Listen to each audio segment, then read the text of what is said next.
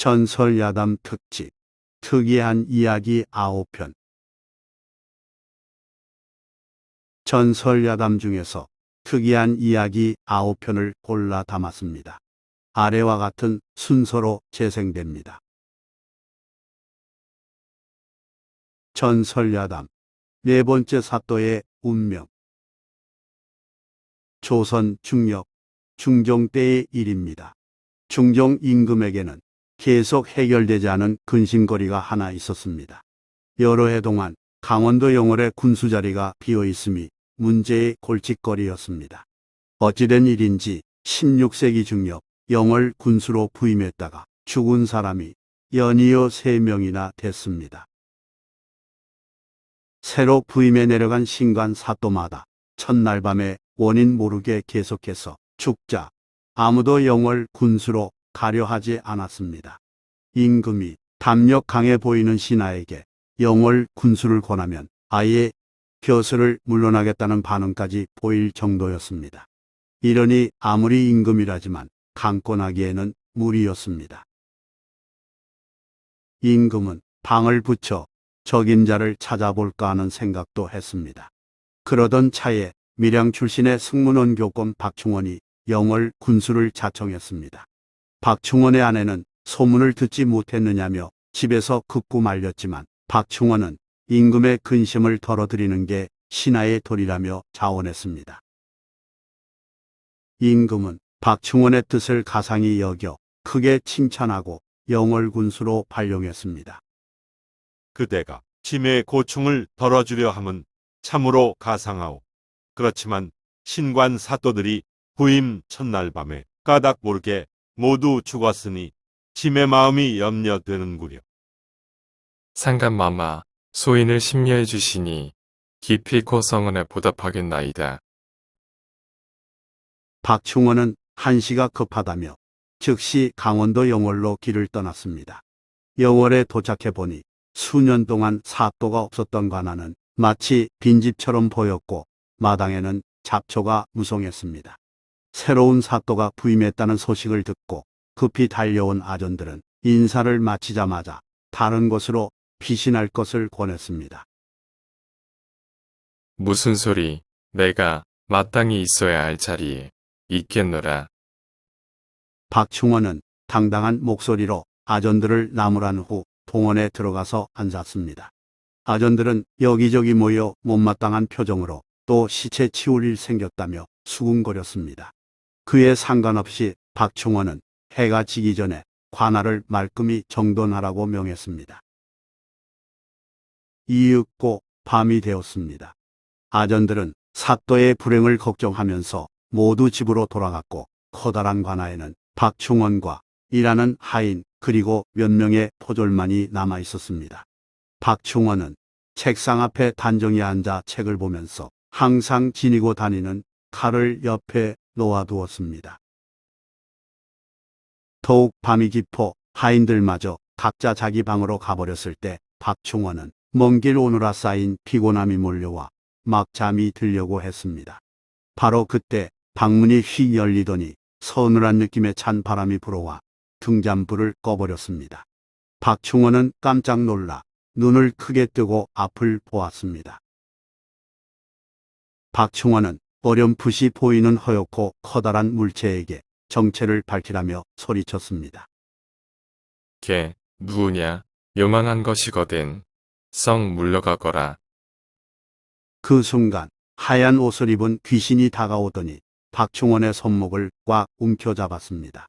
박충원이 귀신의 손을 뿌리치려 몸부림쳤지만 귀신의 힘이 얼마나 센지 소용없었습니다. 오히려 손목에 전해지는 차가운 손길에 정신이 아찔해졌습니다. 귀신은 박충원의 손목을 붙잡은 채 밖으로 끌고 나갔습니다.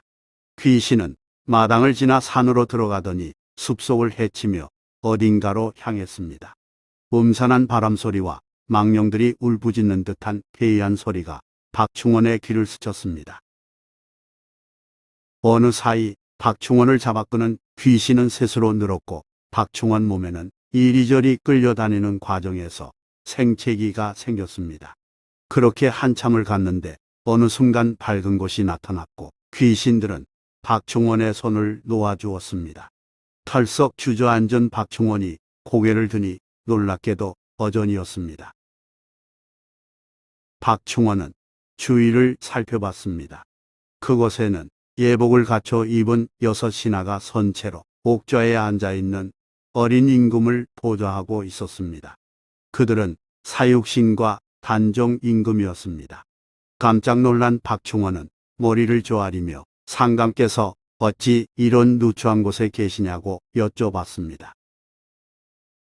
그러자 단종은 이렇게 말했습니다. 짐의 유택이 심히 불편하여 영월 사또에게 옮겨달라고 말하고자 여러 차례 불렀으나 모두 이곳에 오기도 전에 망령들에게 시달려 죽어버리고 말았구려. 그러니 그대가 짐과 죽은 국원 사또 세 사람을 위해 많은 힘을 써주시오. 짐은 늘 잠자리가 불편하다오. 상감마마, 황공하옵니다. 박충원은 엎드려 울음을 터뜨렸고 그 소리에 놀라 잠에서 깼습니다. 사방을 둘러보니 자기 책상 앞인지라 직전 이룬 꿈이 분명했습니다. 그런데 박충원의 옷이 여기저기 찢겨 있었고 몸에는 나뭇가지에 긁힌 생채기가 있었습니다. 참으로 기이한 일이었습니다. 어느덧 먼동이 트며 날이 훤히 밝아오고 있었습니다. 얼마 지나지 않아 신임 사또의 시신을 치우러 봉원에 들어서던 아전들은 무사한 사또를 보고 깜짝 놀랐습니다. 귀신이 아닌지 눈을 비비고 보기도 했습니다. 박충원은 그런 아전과 포졸들을 향해 단종 임금의 무덤을 찾아보도록 지시했습니다. 단종의 무덤을 찾는 일은 쉽지 않았습니다. 단종이 노산군으로 강봉되어 영월에 안치됐다가 시해됐을 때 영월의 호장 어몽도가 후한을 두려워하지 않고 시신을 업어다가 황량한 산골에 암장했기 때문입니다. 아전과 포졸들은 산속을 샅샅이 뒤졌지만 헛수고였습니다. 하지만 소문을 들은 어몽도 후손이 관할을 찾아와 무덤으로 가는 길을 안내해 줬습니다. 박충원이 함께 현장으로 가보니 꿈에서 본 바와 똑같기에 묘소를 고쳐 쌓고 정중하게 제사를 올렸습니다. 사람들은 신임사또의 현몽에 모두 놀라워하며 정성껏 제사를 받들었습니다. 박충원은 자신보다 먼저 부임했다가 불기에 계기된 전임 사또 세 사람의 제사도 잘 지내줬습니다. 이와 더불어 흉흉했던 민심이 가라앉았습니다. 박충원은 이 사실을 한양의 상감에게 보고했으며 이후 부임하는 사또가 죽는 일은 없어졌다고 합니다. 박충원 후손은 훗날 낙천 비각을 세워 그 일을 알렸습니다. 전설야담 미녀 산적 나송희. 조선 중엽의 일입니다. 어느 마을에 산기슭 근처에 있는 집에서 혼례를 치른 새색시는 초조한 마음으로 밤을 지샜습니다. 초야를 치르기도 전에 신랑이 친구들에게 끌려가서 첫 딸기 울 때까지 돌아오지 않았기 때문입니다. 딸기 두 번째 회를 칠 때쯤 방문이 벌컥 열리기에 신부는 신랑인 줄 알고 쳐다봤습니다. 하지만 문으로 들어온 건 복면을 쓴 장정 2명이었고 그들은 신부 목에 비수를 들이댄 채 소리치면 죽인다고 협박했습니다. 그들은 신부 입에 잿가를 물리고는 밖으로 나와 대기시켜 놓은 말에 태웠습니다. 이후 날이 밝을 때까지 말을 달려 산속 산채에 도착하니 도적들이 10여 명 나와서 복면 벗은 남자에게 인사했습니다. 산적 두목 비룡이 복면하고 부하 1명과 함께 신부를 납치한 것입니다. 비룡은 신부를 자기 방에 가둔 후 밤이 되자 수총을 들라면서 옷을 벗기고 덮치려 했습니다. 신부는 완강히 저항하며 조건을 들어주면 수총을 들겠노라 말했습니다. 비룡이 잠시 동작을 멈추고 조건을 묻자 신부는 침착하게 말했습니다. 지금 몸이 월경 중이라 부정하니 사흘 뒤에 신방을 치르도록 해요. 그리고 수청을 든 후 아내가 되는지 첩이 되는지 알고 싶습니다. 비령이 정실로 대우해 주겠다고 대답하자 신부는 그렇다면 간략하게라도 혼례식을 치르고 싶다고 말했습니다. 사흘 후 이방에서 천지신명께 기도를 올리고 화촉을 밝혔으면 좋겠습니다. 신부는 그러면서 자기는 양반과 딸일 지니 함부로 대한다면 죽음을 각오하겠다고 비장한 결심도 밝혔습니다. 비령이 정말이냐고 묻자 신부는 지금까지 거짓말한 적 없다면서 사흘 후 모든 걸 바치겠노라 약속했습니다. 비령은 그 말을 믿고 순순히 물러났고 이튿날 부하들에게 산적 아내로서 예우하라고 명했습니다. 첫날 위험을 넘긴 신부는 산적 속을 분위기를 파악했습니다. 아침에 두목이 조회를 열어 상황을 점검하는 규칙이 있었고 부두목 칠룡이 잡혀온 신부의 미모를 보더니 관심을 보였습니다. 신부는 이틀째 되는 날 틈을 보아 칠룡에게 때가 있을 거라고 살짝 운을 띄웠습니다. 칠룡은 이내 알아듣고 고개를 끄덕였습니다. 두목비령은 힘세고 용맹하지만 지혜는 부족해 보였고 부하들을 함부로 대하며 권위를 과시하는 유형의 인간이었습니다. 사흘째 되는 밤 신방 기대감에 부푼 비령은 어서 천지신명에게 알리자며 먼저 북향하고 기도를 올렸습니다. 비령이 엎드려 기도할 때 신부는 단도로 비령의 목을 그었고 비령은 비명도 못 지르고 죽었습니다. 신부는 비령의 상투를 자른 후 문을 쾅 열었습니다. 그 소리를 듣고 졸개들이 달려오자 신부가 이렇게 말했습니다. 힘만 셀 뿐 미련한 두목을 내가 죽였노라. 이는 산채를 번영케 하고자 함이니 내 뜻을 따르겠느냐? 이때 부두목 칠룡이 새로운 두목으로 받들겠다고 충성을 다짐하자 다른 이들도 동의의 뜻으로 절을 올렸습니다. 이렇게 해서 신부 나성희는 졸지에 남아산 산적 두목이 됐습니다. 그날 밤 부두목 칠룡이 나성희의 방으로 찾아왔습니다. 이전에 은밀히 두목 몰래 눈짓으로 약속한 일을 이뤘으니 이제 신방을 차리려 한 것입니다. 나성희는 오늘 흉한 일이 있었으니 내일 밤 신방을 꾸미자는 말로 칠룡을 돌려보냈습니다. 이튿날 아침 조회에서 나성희는 간밤에 칠룡이 자신을 범하려 했다면서 두목에 대한 반역죄로 처형을 명했습니다. 나성희는 칠룡을 기둥에 묶게 한 후 직접 칼을 휘둘러 죽였습니다. 그 서슬에 놀란 산적들은 이후 나성희에게 절대적으로 복종했습니다. 얼굴은 예쁘지만 마음은 독한 년이라고 무서워했기 때문입니다. 여자 산적 두목으로 인해 남아산이 영산로 불린 지 3년쯤 지난 어느 날 상길 나그네에게 통행세 받으려던 졸개 2명이 느닷없는 발길질에 나가 떨어졌습니다. 나그네의 발차기를 지켜본 나성희는 문득 생각나는 바가 있어서 졸개들을 뒤로 물러서게 한 후 직접 나섰습니다.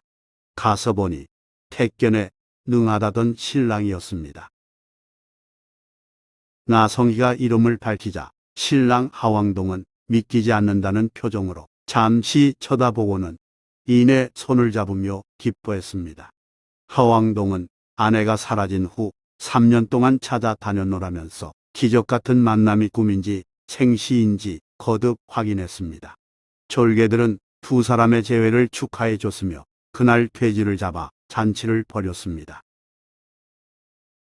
다음 날 산적들은 하왕동을 공동 두목으로 추대했습니다. 여두목의 남편인데다 뛰어난 발차기 솜씨를 확인한 바 있기 때문입니다. 하여 하왕동은 아내와 더불어 산적 두목이 됐습니다. 그런데 이 일을 달가워하지 않는 사람이 있었으니 대결이 떨어진 곳에 산적 두목 장발입니다. 장발은 미모 뛰어난 나성희를 짝사랑하고 있었습니다. 그러던 차에 나성희가 다른 남자와 살림 차렸다는 소문을 듣자 질투심이 폭발한 장발은 부하들을 이끌고 남하산으로 쳐들어갔습니다. 힘으로 나성기를 차지하겠노라는 심산에서 그랬습니다. 장발은 나성기의 산채를 에워싼 뒤 여두목을 소나기에 놓은 놈은 어서 나와 대결하자며 소리쳤습니다. 무기 없이 나서지 말라는 나성기의 염려를 뒤로하고 하왕동은 장발 앞으로 나갔습니다. 장발은 칼을 쥔 채 지금이라도 항복하면 살려주겠노라 말했고, 하왕동은 나무를 등에 진 채 헛소리하지 말라며 반박했습니다. 분노한 장발이 칼을 내리치자 하왕동은 나무를 이용해 피하면서 재빨리 발을 날렸습니다.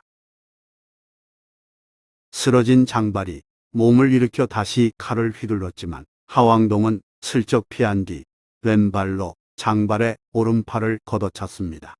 하왕동은 땅에 떨어진 칼을 주워 그대로 장발의 목을 베었습니다. 순식간에 벌어진 참상에 놀란 장발의 부하들은 다투어 그 자리를 떠났습니다. 하왕동과 나성희는 이후 산적질을 그만두고 어디론가 사라졌습니다. 미녀 산적 명성만 남긴 채. 전설야담 토정 이재함 관상에 얽힌 두 가지 일화. 토정 이재함은 대학자이기도 하지만 관상을 보는 눈이 뛰어났습니다. 그에 관한 두 가지 일화가 있습니다. 이재함의 조카이자 선조 때 영의정을 지낸 이사내가 작은 아버지인 이재함에게 어느 날 사윗감을 추천해 달라고 부탁했습니다. 이재함의 사람 보는 눈이 남다름을 알기에 이사내는 큰 기대를 했습니다. 그런데 이재함은 길에서 놀고 있는 가난한 집 양반 자제를 소개시켜 주면서 이렇게 말했습니다. 자네보다 젊은 나이에 재상 자리에 오를 수 있는 아이라네. 이사내는 몰락한 양반 자제인 아이를 탐탁지 않게 여겼으나 숙부에게 부탁한 바 있고 숙부의 해안을 무시하기도 어려워 둘째 딸과 혼인을 시켰습니다. 이사내의 사위가 된 소년 이름은 이덕형입니다. 이덕형은 나이 19세 때인 1580년 별시 문과에 급제해 승문원 관원이 됐으며 선조로부터 능력을 인정받아 1591년 조선시대에 유일하게 만 30세 나이에 대제학이 됐고 훗날 영의정에 이르렀습니다. 이재함의 해안이 정말 대단했음을 알 수 있습니다. 그런가 하면 이재함이 천안에 있는 한 주막에 머물렀을 때의 일입니다. 천안은 조선시대 삼남대로의 분기점으로 교통 중심지였기에 주막에는 각지에서 올라온 선비들이 방 안에 많이 있었습니다. 이들은 한양에 과거 보러 가는 길이었는데 이재함의 명성을 아는지라 인사드릴 겸 한 말씀 듣고자 그의 방으로 모였습니다. 이재함은 여러 젊은이들을 차례로 바라보다가 한 선비에게 잠시 시선을 멈추더니 이렇게 말했습니다. 자네는 이번 과거에 급제할 운이 없구먼. 서운하겠지만 일단 고향으로 돌아간 후 다음 기회에 응시하시게. 다른 사람들이 일제히 고개 돌려 쳐다보자 민망해진 그 선비는 이재함에게 가볍게 목례하고 방에서 나왔습니다. 아, 하늘도 무심하시지. 나는 어쩌란 말인가. 이재함의 예언에 충격을 받은 선비는 주막의 평상에 앉아 깊은 시름에 빠졌습니다. 그대로 돌아가면 고향에서 못난이라고 놀릴 테고 대학자의 말을 무시하고 과거를 받다가 낙방하면 존경하는 이재함의 말을 무시한 셈이 되니 그야말로 진퇴양난이었습니다. 젊은 선비는 할 일 없이 몽한 눈으로 땅을 보다가 줄지어 기어가는 개미들을 발견하고 문득 호기심을 느꼈습니다. 개미들이 어디로 가는 거지? 선비가 개미 행렬의 앞쪽을 보니 몇 발자국 떨어진 곳에 큰 항아리가 있었습니다. 부엌에서 쓰고 버린 허들의 물을 받아서 모으는 항아리였는데 이미 물이 가득해서 곧 넘칠 상황이었습니다. 선비의 눈에는 개미들이 그곳에 도착할 즈음 항아리에서 물이 쏟아질 것처럼 보였습니다. 조그만 개미들이 물에 휩쓸려 가리라 생각되자 선비는 급히 항아리로 가서 구정물을 도랑에 버렸습니다. 덕분에 개미들은 항아리 근처를 무사히 지나갔습니다. 그때 이지함이 밖으로 나와서 선비를 불렀습니다. 자네, 거기서 뭐 하는가? 이지함은 선비에게 무안을 준 일에 대해 미안하게 생각하여 마음을 달래주려고 나온 것이었습니다.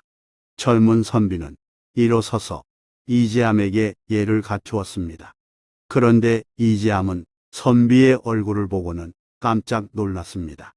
하여 이지함은 조심스럽게 입을 열었습니다. 조금 전 방에서 봤을 때는 분명히 낙방할 상이었는데 지금 자네의 상은 완전히 달라졌으니 참으로 놀라운 일이로구먼. 과거에 급제하고도 남을 상이야. 잠깐 사이에 도대체 무슨 일이 있었는가? 선비는 얼떨떨한 표정을 짓다가 방금 전에 있었던 개미 행렬과 항아리 이야기를 했습니다. 그러자 이지함은 고개를 끄덕이며 말했습니다. 비록 미물을 지언정 자네가 수백의 생명을 구했구먼. 그로 인해 하늘이 감흥하여 자네 얼굴이 귀한 상으로 바뀌었네 그려. 아까 내 말을 신경 쓰지 말고 꼭 이번 과거를 치르시게. 용기를 얻은 선비는 과거에 응시하여 장원으로 급제했다고 합니다. 전설야당 돼지정승 장순손과 검은 고양이. 경상도 상주에서 태어난 장순손은 콧구멍이 심하게 위로 들린 얼굴이 돼지 머리를 닮아 일찍이 저두라는 별명을 얻었습니다. 어이, 장저두? 저도가 무슨 뜻인감? 돼지저, 머리도 돼지머리잖아. 푸아하하. 생김은 못났어도 장순손은 그런대로 관직운이 있었습니다. 장순손은 28세 때 문과에 급제하여 교수를 시작했고 순조롭게 승진했습니다. 인생이 순하고 자손을 잘 이으라라는 이름 그대로의 삶이었습니다. 하지만 1504년 후원에서의 궁궐 활쏘기 대회에 포를 다는 바람에 연산군 미움을 받아 고향 상주로 부처되는 신세가 됐습니다. 부처는 특정 지역에만 머물러야 하는 형벌입니다. 너 보는 재미에 내가 사는구나. 이때 장순손은 그곳에서 산홍이라는 이름의 기생을 좋아했으나 둘의 인연은 오래가지 못했습니다. 얼마 뒤 산홍이 미녀를 뽑으러 온 채홍사에게 발탁되어 궁궐로 가서 연산군을 모셨기 때문입니다. 연산군은 여러 기생 중에서 산홍을 극히 예뻐하였습니다. 미모가 뛰어난 데다 남자를 홀리는 교태가 있었던 까닭입니다. 그러던 1506년의 어느 날이었습니다. 종묘에 진제를 올리는 날, 연산군이 손수 돼지머리를 제물로 제사상에 고이고 있을 때 옆에서 시중 들던 기생 산홍이 후하고 웃음을 터뜨렸습니다.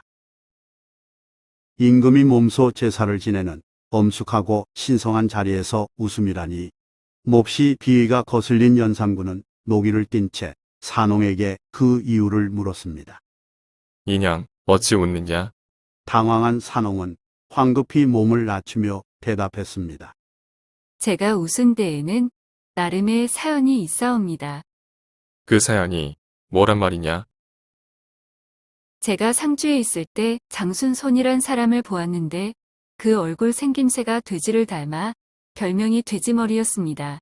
지금 돼지머리를 보니 그 생각이 나서 저도 모르게 웃었사옵니다. 용서하여 주소서. 장저도를 말하는 게로구나. 그놈이라면 그럴 만도 하지. 그자가 돼지를 닮은 게 아니라 돼지가 그자를 닮은 것이니까. 연산군은 처음에는 산홍의 변명을 이해하고 받아들였습니다. 그러나 연산군은 이내 얼굴을 찡그리더니 산홍에게 화를 냈습니다. 가만 생각하니 내년이 그놈 얼굴을 어찌 자세히 아느냐? 산홍이 대답을 얼버무리자 연산군은 치밀어 오르는 질투심에 못마땅한 목소리로 말했습니다. 외인연, 그놈이 내 서방이었던 모양이로구나. 당장 그놈을 멀리 귀양 보내야겠다. 아니다, 그놈 면상을 다시 한번 봐야겠도다. 여봐라. 연산군은 즉시 의금부에 호령하여 장순손을 즉각 잡아올리라 명했습니다.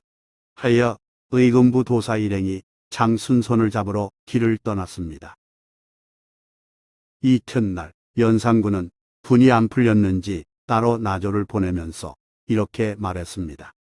압송되어 오는 장순손을 만나거든 그 자리에서 처형하고 묵만 베어오라. 장순손으로서는 날벼락을 맞은 셈이었습니다. 벼슬에서 쫓겨나 애인을 뺏기고 이제 목숨마저 내놓아야 하는 신세가 됐으니까요.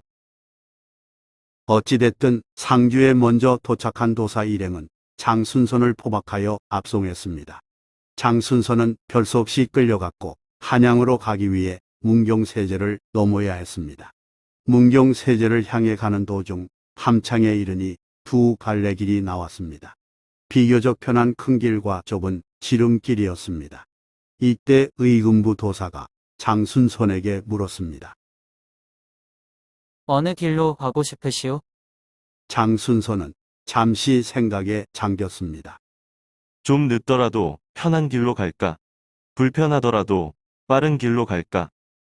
장순손이 이런 생각을 할 때 검은 고양이 한 마리가 사이길을 가로질러 지나갔습니다. 그걸 본 장순손이 뭔가 생각난 듯 의금부 도사에게 말했습니다. 지난날 내가 가는 길을 검은 고양이가 가로지르더니 그의 과거에 급제했다오. 지금 고양이가 저쪽 길을 가로질러 가니 나를 그쪽으로 데려가 주시오. 그쪽 길이 비록 좁기는 하나 지름길이어서 빠를 것이외다. 장순손은 과거 시험에 여러 차례 낙방했었고 실제 그런 일을 겪은 뒤 과거에 합격했기에 그리 말했습니다. 그럽시다. 어려운 부탁이 아닌지라 도사는 쉽게 승낙하였습니다. 일행은 좁은 길로 접어들어 문경세제를 향해 계속 갔습니다. 그런데 사서에 보이는 이 선택이 장순손의 목숨을 살렸습니다. 장순손 일행이 큰 길이 아닌 좁은 길로 들어간 직후 특명을 받고 장순손을 죽이러 온 나졸들이 큰 길로 지나갔으니까요. 장순손의 행운은 거기서 그치지 않았습니다.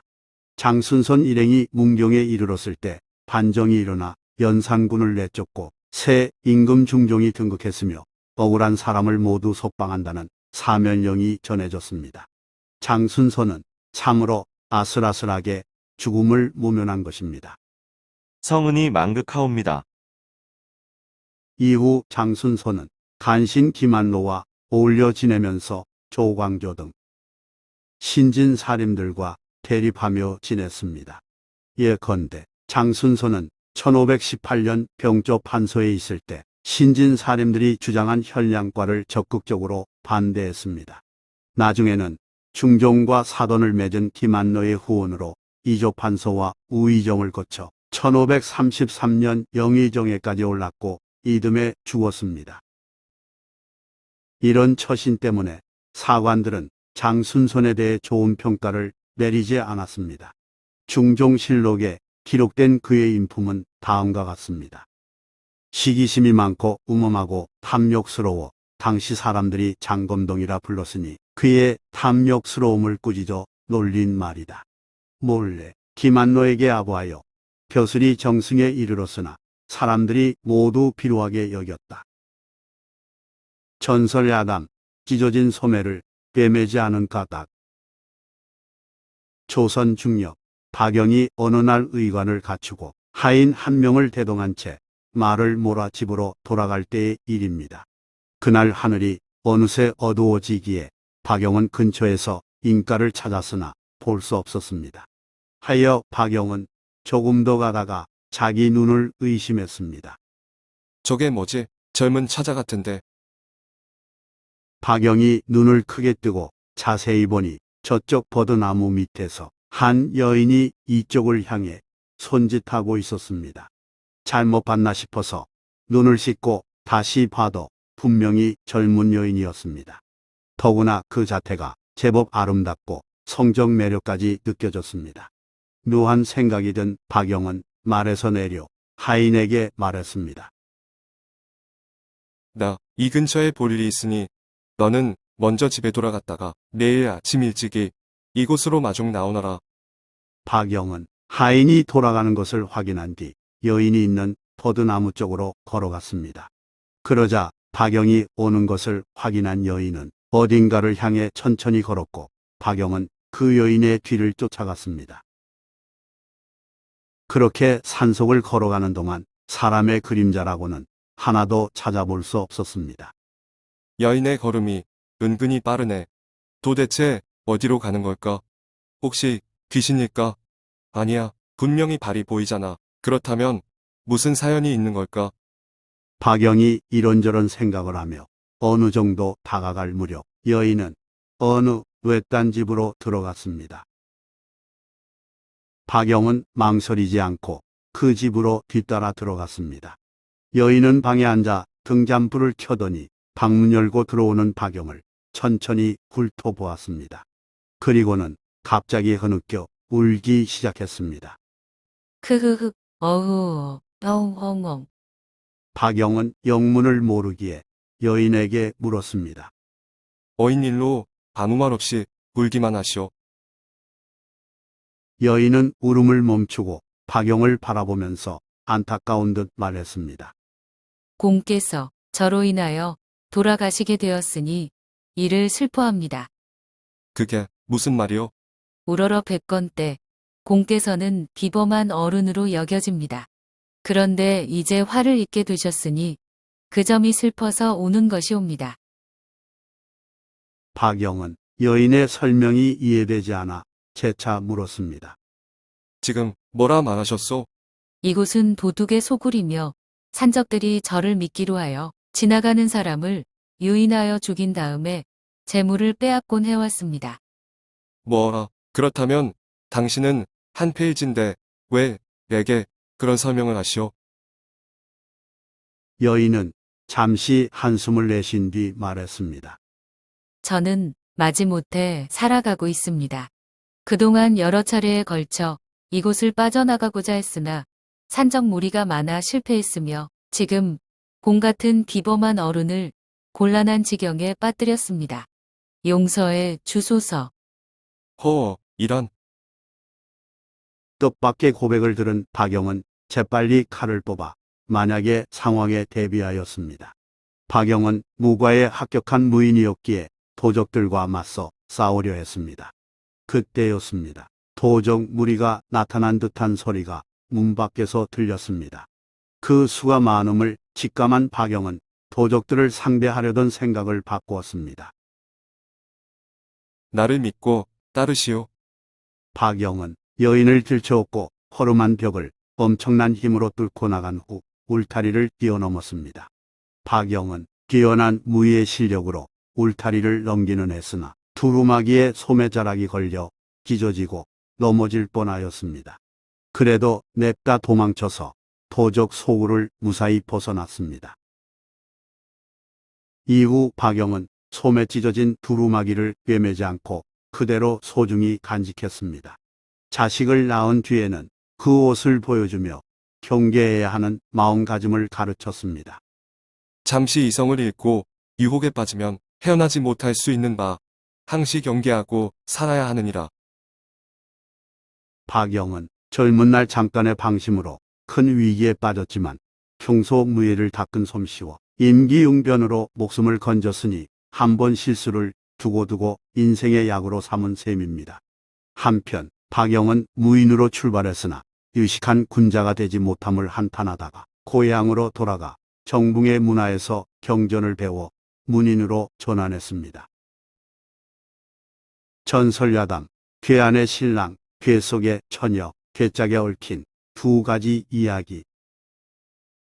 옛날 경상도 어느 마을의 길에 앉아서 지나가는 손님에게 점을 쳐주며 살아가는 시각장애인 점쟁이가 있었습니다. 동네 청년 3명이 그 점쟁이를 골려주고자 자신들의 똥을 모아 도자기에 싸서 주면서 복채를 내놓았으니 점을 쳐달라고 했습니다. 점쟁이가 복채를 만져보니 물컹한 데다 냄새도 고약해서 똥임을 알아챘습니다. 자신을 놀리려는 수작에 화가 난 점쟁이는 새 청년에게 앞뒤를 이렇게 얘기해 줬습니다. 한 놈은 조만간 뱀에 물려 죽을 것이고 한 놈은 몇 달 후 호랑이에 잡혀 죽을 팔자이고 나머지 한 놈은 장가가는 날 저녁에 죽을 것이니라. 예언인지 저주인지 모를 소리였지만 새 청년은 비웃으며 자리를 떴습니다. 그런데 며칠 후 새 청년 중 한 명이 집에서 낮잠을 잘 때 독사에 물려 죽었고, 한 달 뒤 또 한 명이 고갯길을 넘던 중 호랑이에게 잡혀 죽었습니다. 그러자 그 즈음 혼사를 앞두고 있던 나머지 한 청년은 두려움에 떨며 어머니에게 말했습니다. 어머니, 저 장가가지 않을래요. 장가가면 바로 죽을지도 몰라요. 어머니가 무슨 일이냐고 묻자 청년은 그 전에 있었던 일을 말하면서 눈먼 점쟁이를 골려준 일에 대해 크게 후회했습니다. 그러면 안 되는데, 일전에 똥싼 보자기를 복채라고 속이고 주면서 점을 봐달라고 한 일이 있어요. 그때 점쟁이가 악담하기에 무시했는데 지금 모두 사실이 됐어요. 어머니는 청년에게 그 점쟁이가 어디에 있는지 물은 다음 급히 그리로 갔습니다. 어머니는 점쟁이에게 아들 일을 사과하면서 살갑게 말했습니다. 아들이 잘못했으니 용서해 주세요. 그리고 오라버니 이 길에 앉아서 하지 말고 우리 집 사랑채가 넓으니까 거기에서 사람들 점을 쳐주세요. 여인이 오라버니라고 부르며 친근하게 대해주면서 영업장소도 좋은 곳으로 제공해 준다고 하자 점쟁이의 마음이 조금 누그러졌습니다. 하여 점쟁이는 여인의 집으로 가서 영업했는데 여인이 복채를 많이 내면서 조심스레 물었습니다. 장가간 첫날에 죽지 않으려면 어떻게 해야 하나요? 점쟁이는 누그러진 마음으로 대책을 말해줬습니다. 장가간 첫날 밤, 방 안에 글짝을 들인 후 그 속에 들어가서 밤을 보내라고 하시오. 신랑 자리에는 베개를 넣어두고 그러면 돼요. 청년은 시키는 대로 했고 그날 밤 이슥한 시간에 괴한이 쳐들어와서 신부 옆 신랑 자리에 칼을 꽂았습니다. 크게 놀란 신부가 비명을 지르자 괴한은 도망치다가 집안 사람들에게 붙잡혔습니다. 잡고 보니 이웃집에 사는 총각이었고 신부를 짝사랑한 나머지 신랑을 죽이고 싶어서 일을 저질렀다고 자백했습니다. 이리하여 영문을 모른 채 괴짝 안에 들어가 있던 신랑은 목숨을 건졌으며 괴짝 신랑이라는 놀림 별명을 얻었다고 합니다. 비슷한 시기 평양에서 초로의 과부가 예쁜 딸 하나를 홀로 키우며 살고 있었습니다. 늘 가난했기에 이 할머니는 수시로 절에 가서 딸이 좋은 곳으로 시집가기를 기도했고 이왕이면 젊은 평안 감사와 인연이 닿기를 늘 기원했습니다. 부처님, 제 딸이 젊은 평안 감사의 배필이 될 수 있도록 도와주세요.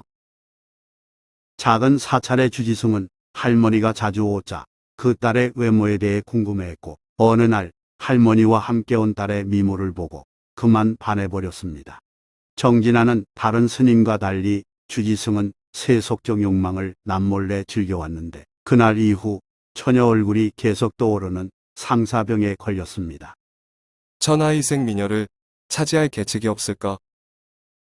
주지승은 처녀와 결혼할 수만 있다면 세속으로 돌아가도 괜찮다고 생각했습니다. 며칠 후 사찰에 온 할머니가 예전처럼 같은 소원을 중얼거리자 불상 뒤에 숨어있던 주지승이 목소리를 변조해서 말했습니다. 시주는 딸을 이 절 주지승에게 시집 보내야 하느니라. 그렇지 않으면 올해 안에 급사를 맞으리라. 뜻밖의 부처님 소리에 순진한 할머니는 깜짝 놀랐고 집에 돌아가서 온종일 고민에 빠졌습니다. 딸이 무슨 근심이 있냐고 묻자 할머니는 절에서 들은 대로 말했고 딸은 죽는 것보다는 주지승과 결혼하는 길을 택했습니다. 할머니와 딸은 주지승을 찾아가 청혼했고 주지승은 마지못한 듯이 받아들였습니다. 합방하기로 약속한 날 주지승은 마을 입구까지 마중 나와 기다렸고 처녀가 오자 괴짝을 보여주며 사돈들 눈이 있으니 그 안으로 들어가라고 말했습니다. 처녀는 어머니에게 인사한 후 괴짝 안으로 들어갔습니다. 주지승은 어디서 힘이 났는지 괴짝을 짊어지고 출발하려 했습니다. 그때였습니다. 평안감사가 행차하니 길을 비치라는 소리가 들렸습니다. 주지승은 들키면 큰일이기에 괴짝을 근처 나무 뒤에 감춰놓고 재빨리 사찰로 돌아갔습니다. 하지만 평안감사가 나무 뒤로 얼핏 보이는 물건이 뭔지 궁금해하면서 괴짝의 정체가 밝혀졌습니다. 괴짝에서 나온 처녀는 평안감사에게 그 속에 있게 된 사연을 말했습니다. 젊은 평안감사는 처녀의 아름다움을 보고 주지승의 탐욕을 알아챘으며 크게 분노했습니다. 하여 감사는 조금 전에 생포한 곰을 괴짝에 놓은 후 제자리에 갖다 놓으라고 지시했습니다. 평안감사는 처녀를 집으로 돌려보낸 후 다시 길을 떠났습니다. 행차가 끝나자 주지승은 승려 몇 명을 데리고 내려와서 괴짝을 나르게 했습니다. 절에 도착한 주지승은 승려들에게 말했습니다. 나는 오늘 무척 행복하고 즐겁다오. 오늘 밤 많이 시끄럽더라도 일체 상관하지 마오.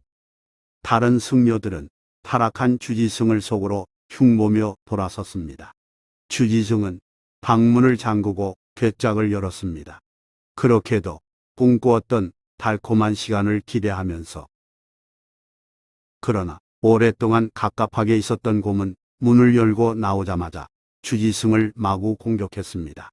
주지승은 비명을 지르며 피하려 애썼지만 다른 승려들은 주지승의 당부가 있었기에 너무 요란하다고만 생각할 뿐 전혀 신경 쓰지 않았습니다. 곰은 문을 부수고 탈출했으며 주지승은 다음날 아침에 죽은 상태로 발견됐습니다. 그로부터 얼마 지나지 않아 평안감사는 처녀의 집을 수소문해서 알아낸 후 찾아가서 청혼했고 나를 잡아 혼례식을 올렸습니다. 처녀는 애군을 면하게 해준 일에 대해 고마운 마음을 표현했으며 그토록 바라던 젊은 평안감사를 사위로 맞아들인 할머니는 너무 좋아서 하루 종일 덩실덩실 춤을 췄다고 합니다. 괴안의 신랑은 괴짝 덕분에 새 신랑이 목숨을 구한 전설이고 괴 속의 처녀는 괴짝으로 인해 처녀의 운명이 뒤바뀐 전설입니다. 두 설화는 사실 연관성이 없습니다만 괴짝이라는 소재가 각기에 함께 다뤘습니다. 이 점 오해 없기를 바랍니다. 시청해 주셔서 감사합니다. 전설의 아담, 성삼문, 세 번 물은 까닭. 성삼문은 21세에 등가해 집현전에 들어가 많은 업적을 남겼는데 세종의 뜻을 받들어 한글을 창제하는데 특히 많은 공훈을 세웠습니다. 임금과 더불어 한글을 연구하는 과정에서 중국 학자에게 미심쩍은 사항을 묻고자 13번이나 내왕했을 정도로 열성이었습니다. 성삼문이 중국에 갔을 때의 일입니다. 어느 중국인이 성삼문에게 그림만 있는 족자에 적어놓을 화제를 한 수 지어달라고 부탁해 왔습니다. 그런데 시를 청한 사람은 어쩐 일인지 그림을 보여주지 않고 그저 백로를 그린 그림이라고만 말했습니다. 여보시오. 그림에 알맞게 시를 지을 테니 그림을 보여주시오. 이렇게 말해도 그 사람은 그저 백로라는 말만 반복했습니다. 성삼문은 더 따져 묻지 않고 첫 두 귀를 슬슬 적어 내려갔습니다. 구름으로 옷을 만들고 옥으로 발을 만드니 먹이를 찾아 갈대 있는 물가를 찾아 얼마나 기웃거렸던고. 성삼문이 이렇게 쓰자 시를 청한 사람은 빙긋이 웃으며 그제서야 그림을 보여주었습니다. 성삼문이 보니 채색이 되지 않고 목으로만 그린 그림이었습니다. 색칠되지 않은 그림에 푸른 구름으로 옷을 만들었느니 초록 옥으로 발을 만들었느니 하는 표현은 좀 덜 맞지 않았습니다. 그 사람은 성삼문을 이런 함정에 빠뜨리고자 그림을 보여주지 않은 채 시를 짓게 한 것이었습니다. 그러나 성삼문은 놀라지 않고 다음 구절을 적어 내려갔습니다. 산은 고을을 우연히 날아 지나가다가 왕이지가 벼를 씻은 연못에 잘못하여 떨어졌도다. 성삼문이 이렇게 문장을 마무리한 데에는 이유가 있습니다. 산음현이란 고장에는 한 연못이 있는데 그 물에 문장 왕이지가 벼루를 씻어 물이 검어졌다는 고사가 있습니다. 그걸 감안해서 송산문은 온통 검게 그린 백로를 멋있게 표현한 시로 완성한 것입니다. 중국인은 송산문의 흔들림 없는 태도 및 뛰어난 글재주에 감탄하며 바로 사죄했습니다. 선생의 재주는 당할 사람이 없소이다. 섣불리 시험하고자 했으니 허물을 용서하시오. 송산문은 호탕하게 웃으며 사과를 받아주었고 중국인은 송산문에게 이런저런 도움을 줬다고 합니다. 한편 송산문이라는 이름의 유래에 대해서는 다음과 같은 이야기가 전해오고 있습니다. 송산문의 어머니가 한참 산통을 겪고 있을 때의 일입니다. 대문 밖에서 신인지 사람인지 모를 한 물체가 모습은 내밀지 않고 물었습니다. 거, 아기를 낳았느냐? 방 안에서 산모를 돕던 산파는 집안 식구가 묻는 걸로 생각하여 바로 대답했습니다. 아이고, 아직입니다. 저런, 만인의 스승이 될 것인데. 정체 모를 그가 얼마 후에 두 번째로 다시 물었습니다. 거, 아기를 낳았느냐? 아직입니다. 저런, 부귀복록이 가득할 재상으로 이름을 떨칠 것인데. 얼마 후에 그가 세 번째로 물었습니다. 거, 아기를 낳았느냐? 방금 나았습니다. 아들입니다. 산파는 밝은 목소리로 대답했지만 의문의 그는 다음과 같이 말했습니다. 산문이로구나. 아깝다. 생시가 틀렸도다. 이름은 청사히 빛나겠지만 자손이 끊겨. 참으로 아깝구나. 이리하여 그의 이름이 송산문이 됐습니다. 이런 사연을 안고 성장한 송산문은 1447년 장원급제 후 세종의 총애를 받으며 여러 나라시를 도왔습니다. 세종 승하 후 1455년 수양대군이 어린 조카 단종을 위협하여 왕권을 뺏으려 할 때 송산문은 국세를 끌어안고 통곡하여 수양대군의 매서운 눈총을 받았습니다. 이후 송산문은 단종 복위 거사를 꾸미다가 사전에 발각되어 자신은 물론 아버지와 갓난 자식까지 모두 죽임을 당하는 3대 멸문의 화를 입었습니다. 송산문이 죽은 뒤 그의 집을 살펴보니 세조가 준 녹봉이 고스란히 쌓여 있었을 뿐 가재도구가 아무것도 없었다고 합니다. 전설야담, 호랑이가 뒤바꾼 운명의 장난. 조선 제구대왕 성종이 윤비를 패하여 내몰고 사약을 내렸을 때의 일입니다. 이때 입직하고 있던 승진은 유순이었습니다. 승진은 왕명의 출납을 맡아보던 정삼품 당상관을 이르는 말인데 장차 날이 밝으면 사약을 가지고 윤비에게로 가야만 했기에 유순의 마음은 더없이 복잡했습니다. 그런데 이튿날 새벽 고향 포천집에서 유순에게 급한 전가를 보내왔습니다. 전날 밤 유순의 아내 장씨 부인이 호랑이에게 물려가서 행방불명되었다는 소식이었습니다. 순간 유순의 머릿속은 하얗게 되었고 이내 아내의 생사만 걱정했습니다. 유순은 다급한 나머지 성종을 찾아가서 자신의 사정을 알렸습니다. 전하, 시내 향리에서 급한 소식이 왔사온데 안 사람이 호랑이에게 물려갔다고 하옵니다. 유순이 창백한 얼굴로 이와 같이 보고하자 성종은 유순의 처지를 딱하게 생각했기에 다음과 같이 명했습니다. 그럼 향리로 내려가 보라. 경의할 일은 잠시 다른 사람에게 맡기리라. 국왕으로부터 업무 이양을 허락받은 유순은 황급히 포천으로 서둘러 내려갔고 대신 다른 승지 이세자가 사약을 가지고 윤비에게로 나갔습니다. 유순은 집에 도착할 때까지 아내가 죽었을까 싶어 몹시 염려하고 두려워했습니다. 그런데 포천에 내려가 보니 부인 장씨는 집에 있었습니다. 또한 겉으로 보기에 별탈이 없어 보였습니다. 유순이 아내에게 물었습니다. 이 일이 어떻게 된 노릇이요?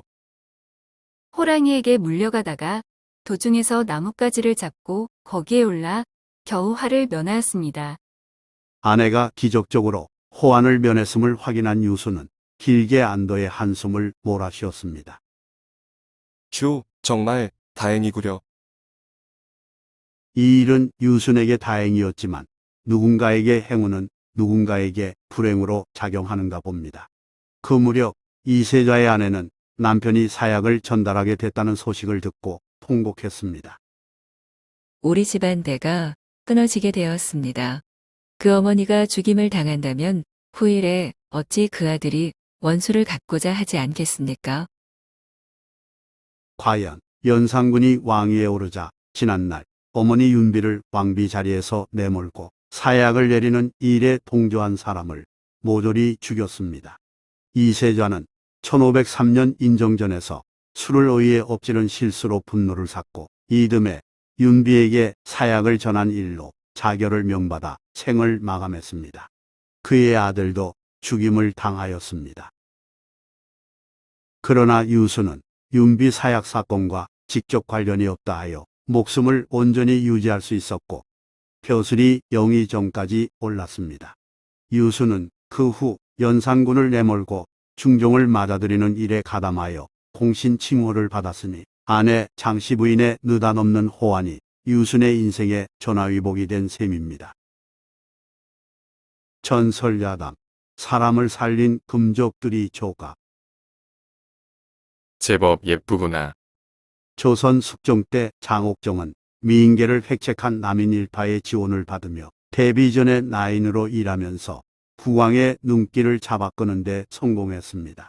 이후 숙종의 총애를 받으며 수원을 거쳐 1688년 소위가 됐을 때는 아들 이윤을 낳아 그야말로 궁궐 여인으로서 최고 기쁨을 누렸습니다.